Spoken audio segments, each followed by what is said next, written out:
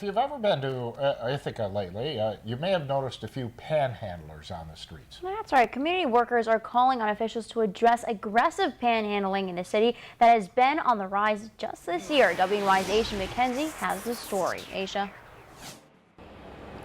Jennifer and John, Ithaca police say that panhandling is a problem throughout the city, whether it's here in the Commons or at the strip malls. Now, asking for money and holding up signs is not a crime, but when it becomes aggressive, that's when it becomes an issue.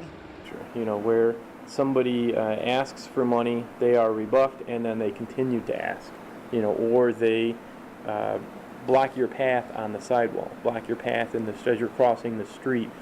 That's where it starts to get aggressive, and that's where we have a problem with that. Ithaca police say they've received complaints of panhandlers trying to block people from catching the bus and even cornering them at ATMs. You know, we don't want our residents, we don't want our visitors and people who work here to experience this, to have to feel uncomfortable.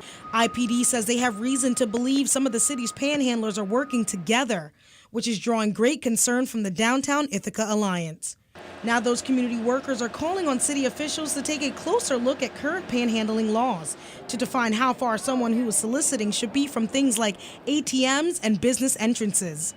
By putting those definitions in place, we think it's going to be easier for the public, for the people who are actually soliciting, and for the police department to be better able to know and regulate. As I was walking in downtown Ithaca, I encountered one panhandler asking someone for spare change. Sir, would you have a dollar? Even though he didn't stop, there are some who are not bothered by it and think something should be done to help those on the street. I'm not a policymaker, so it's hard for me to do something like that, but I think more compassion would be helpful.